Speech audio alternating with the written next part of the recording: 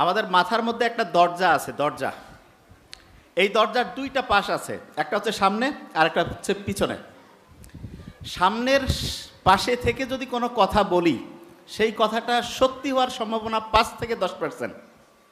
আর ওই দরজার পিছনে যায় যদি কথা বলতে পারি, তাহলে 90 থেকে 99% সম্ভাবনা আছে ওই কথাটা, ওই চাওয়াটা আমার জীবনে ঘটবে। তার মানে মাথার মধ্যে যে দরজাটা আছে, সেই দরজার দুইটা পাশ, একটা হচ্ছে সামনের পাশ, একটা হচ্ছে পিছনের পাশ। সামনের পাশে থেকে যদি কথা বলি, তাহলে সফল হওয়ার সম্ভাবনা 5 থেকে 10%। আর পিছনের পাশে যে যদি কথা বলতে পারি, তাহলে সফল হওয়ার সম্ভাবনা 90 থেকে 99%। যে একটা দরজা ছিল, দরজার সামনে থাকলে সাফল্য 5 থেকে 10%, আর পিছনে গেলে কত? কথা কন না কেন? 90 থেকে। শয়তান ওই চাবিটা তার কাছে নিয়ে নেয়। ওই চাবি শয়তানের কাছে। এখন যেই চাবি দিয়া দরজা খুলে বাইরে থেকে ভিতরে যে আপনি বললে সফল, সেই চাবি শয়তানের হাতে। শয়তানের হাতে যদি চাবি যায়, সে কি আপনাকে সফল হইতে দিবে না ব্যর্থ করবে? ব্যর্থ। এখন শয়তানের কাছ থেকে চাবি নেওয়ার জন্য আল্লাহ কিছু বুদ্ধি দিয়েছে। সেই বুদ্ধির 1 নাম্বার বুদ্ধি হচ্ছে, চাবি যে আপনি ফিরে পাবেন। আগেকার দিনে দেখছিলেন না, আলিফ লাইলা হ্যান ত্যান, ছোটবেলায় দেখতাম একজন হচ্ছে সোলেমানের তরবারি নিয়ে আসলো, আসিয়া ওইটা দিয়ে ইয়া করতেছে, কিসা ওইটা চলে আসলো জিন, বলতেছে ওকে ফাইন। তা আল্লাহ ওইরকম একটা অসাধারণ জিনিস আমাদের দিয়েছে। শয়তানের যে চাবি, মানে চাবি, যেই চাবি শয়তান নিয়ে নিছে, যেই চাবি দিয়ে আমি হচ্ছে যেই চাবি দিয়ে আমি দরজা খুলে ওই পাশে যে বলতে পারলেই সফল হব, সেই চাবি নেওয়ার জন্য আল্লাহ অসাধারণ একটা বই দিয়েছেন। সেই বইয়ের নাম হচ্ছে কোরআন। সেই বইয়ের নাম কি? কোরআন। এবং কোরআনের প্রথম নাজিলকৃত আয়াতটাই ছিল ইকরা, পড়ো, পড়ো তোমার প্রভুর নামে। আল্লাহ কিন্তু এখানে কয় নাই বিজ্ঞান পড়ো, সমাজতন্ত্র পড়ো, ইঞ্জিনিয়ারিং পড়ো। আল্লাহ এমনভাবে বলছে, জিনিসটা দেখেন, আগে বুঝাচ্ছে সব, পড়ো তোমার প্রভুর নামে যিনি তোমাকে সৃষ্টি করেছেন। মানেটা কি? মানে হচ্ছে তুমি যেই পড়াটা পড়বা, সেই পড়াটা হচ্ছে মানুষের কল্যাণে যদি লাগাও, এইটাই হচ্ছে প্রভুর নামে পড়া।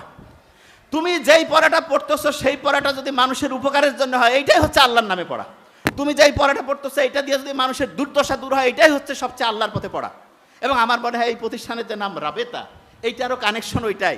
যা কিছু পড়বো আল্লাহর নামে পড়বো, যা কিছু করবো আল্লাহর নামে পড়বো, জীবনে সফল, আখিরাতে সফল। এইটাই তো নাকি প্রিন্সিপাল মহোদয় আমাকে বলছে না? এইটাই তো সফল হওয়ার কানেকশন। প্রিন্সিপাল মহোদয় এটা বলছিলেন না? এইটা বলছিলেন তো, রাবেতা মানে হচ্ছে কানেকশন। তাহলে এই কানেকশনটা আমরা এমনভাবে করতে চাই, দুনিয়া এবং আখেরাত। এইটা হচ্ছে, এই দেখেন আমার হাতের এই যে দুইটা আছে না, একটার সাথে আরেকটা এরকম না, দেখতে পাচ্ছেন? আল্লাহ এই যে 5টা করে ফিঙ্গার দিছে না, নাকি এটা 4টা? কারো কারো হাতের আঙ্গুলের ওটা আলাদা জিনিস। নর্মালি কি 5টা না? নর্মালি কয়টা? 5টা। এবং দেখেন প্রত্যেকটা আঙ্গুলের আলাদা ফাংশন আছে, প্রত্যেকটার আলাদা ফিঙ্গারপ্রিন্ট আছে। সারা পৃথিবীতে যে জিনিসটা নকল করা একদম অসাধ্য, 2টা জিনিস, তার মধ্যে একটা হচ্ছে ফিঙ্গারপ্রিন্ট, হাতের মধ্যে আছে, প্রত্যেকের আলাদা, যমজ ভাইও আলাদা। আর একটা হচ্ছে চোখের মধ্যে, চোখ আছে না, চোখের মধ্যে একটা আলাদা রেটিনার মধ্যে, ওইখানে আমি সহজ করে বোঝার জন্য বলতেছি, এইখানে আলাদা প্রত্যেকটা লোকের একটার সাথে আরেকটার ম্যাচিং কখনোই মিলবে না। একটা লোককে আলাদা করতে পারবেন 2টা জায়গায়, একটা হচ্ছে হাতের আঙ্গুলের ছাপ, আর একটা হচ্ছে চোখের মধ্যে তার একটা আলাদা আইডেন্টিটি আছে। যে যেটা বলতেছিলাম, শয়তান যে ঢুকে সে কি করলো জানেন? দুনিয়ার কাজটাকে আলাদা করে দিল, আখেরাতের কাজটা আলাদা। যে কেউ যদি আপনাকে বলে যে ভাই এটা তো দুনিয়াবি কাজ, এটা তো আখেরাতি কাজ, বুঝবেন শয়তান ধরে ফেলছে, শয়তান চলে আসছে। দুনিয়া আখেরাতের কাজ কিভাবে আলাদা হয়? আল্লাহ তাহলে তো এটা বলতো যে ঠিক আছে 1 ঘন্টা হচ্ছে দুনিয়ার কাজ, বা 23 ঘন্টা দুনিয়ার কাজ, 1 ঘন্টা আখেরাতের। আল্লাহকে এইভাবে বলছে? অনেকেই বলে না, আমি শুনি অনেকে বলে, কয় ভাই একটু আখেরাতের কাজ কর। আরে বাবা, আখেরাতের কাজ কি? ও মনে করে নামাজ পড়লাম, রোজা রাখলাম, হজ করলাম, জাকাত দিলাম, এইটা বোধহয় আখেরাতের কাজ। এইটা তো অবশ্যই আখেরাতের কাজ, কিন্তু গোটাল জীবনটায় যা কিছু আমি করব, যা কিছু আমি বলবো, যা কিছু আমি শুনবো, যা কিছু আমি দেখবো, প্রত্যেকটাই যদি ইসলামিক কালচার অনুযায়ী হয়, কোরআন হাদিসের সুন্নাহর উপরে হয়, প্রত্যেকটা ঘন্টা, প্রত্যেকটা মিনিট, প্রত্যেকটা সেকেন্ড, প্রত্যেকটা সপ্তাহ, প্রত্যেকটা বছর আল্লাহর রাস্তায় হয়ে যাবে। তার মানেটা কি? তার মানে হচ্ছে আপনি যখন প্রত্যেকটা কাজ ইসলামের সাথে সম্পৃক্ত হয়ে, কানেক্টেড হয়ে করবেন, শয়তান ঢুকতে পারবে? ওই যে নামাজে যখন দাঁড়াই, বলে না যে একজন আরেকজনের একেবারে, অনেকে তো বলে যে একদম কাঁধে কাঁধ মিলাও, নাইলে ভিতর দিয়ে শয়তান ঢুকবে। আপনি চিন্তা করেন তো, একটু ফাঁকা জায়গা পায় যদি শয়তান ঢুকে, আপনি দিনে 24 ঘন্টা 1 ঘন্টা নামাজ পড়তেছেন, 23 ঘন্টা ফাঁকা, শয়তান তো কবে এই লোকে দরকার, আমার একে দরকার। কারণ 23 ঘন্টা একটু ফাঁকা দিয়ে সে ঢুকে। 23 ঘন্টা টাইম যদি আপনি ফাঁকা পায়, তাহলে থাকবে না, একেবারে জীবন ধ্বংস হয়ে যাবে। তাহলে এই জায়গা থেকে বের হওয়ার জন্য বুদ্ধিটা কি? বুদ্ধি হচ্ছে চাবিটা শয়তানের কাছ থেকে নিতে হবে। চাবিটা নেওয়ার জন্য প্রথম যে কাজটা করতে হবে, নাম্বার 1, 1 নাম্বার যে কাজটা, আল্লাহর কাছে শুকরিয়া আদায় করতে হবে। কি করতে হবে বলেন? বিজ্ঞানীরা এখন দেখতেছে কেউ যখন কোনো বিষয় নিয়ে শুকরিয়া আদায় করে তখন সেই জিনিসটা তার বেশি পরিমাণ ভালো হইতে থাকে। যে কোনো পরিস্থিতিতে, যে কোনো অবস্থায়, যেই রকম কন্ডিশনে আপনি বেঁচে থাকেন সবসময় আলহামদুলিল্লাহ বলবেন। যারা নামাজ পড়েন শুরু করেন কি দিয়া বলেন তো? আলহামদুলিল্লাহ।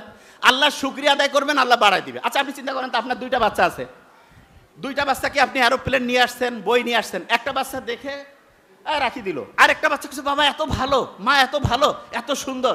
আপনি এরপরে কাজ জন্য বেশি আনবেন বলেন তো? এই বলেন না কেন?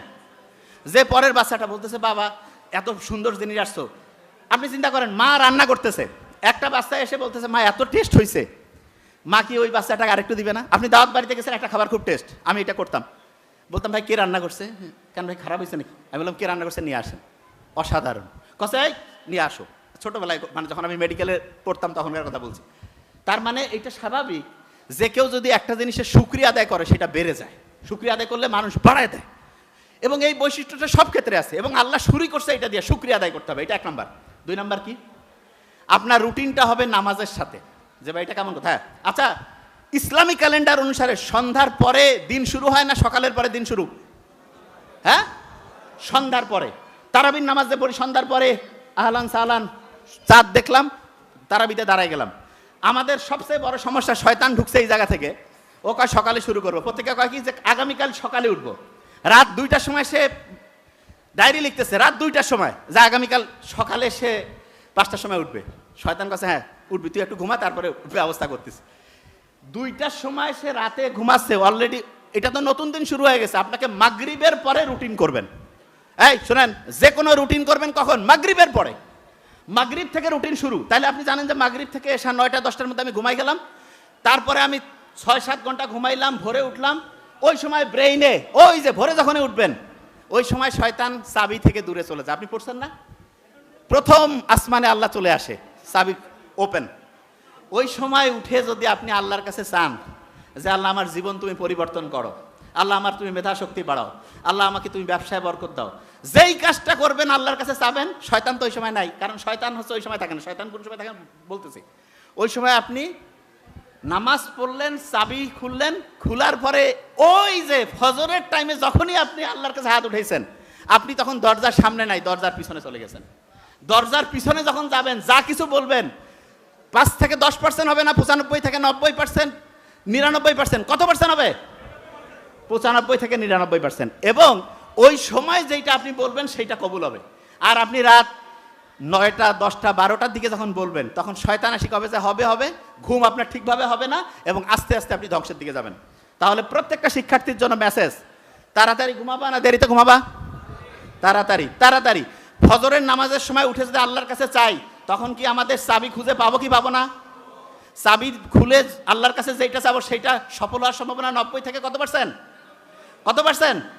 আর লাস্ট মেসেজ, যে কোনো বাচ্চা অসাধারণ হবে যদি সে ভালো কাজ করে। ভালো কাজ করলে ব্রেইন যে আছে, ব্রেইনটা হচ্ছে অ্যাক্টিভ হবে, এবং দেখা যাবে সেই সন্তানটা সামনে অসাধারণভাবে আগায় যাবে।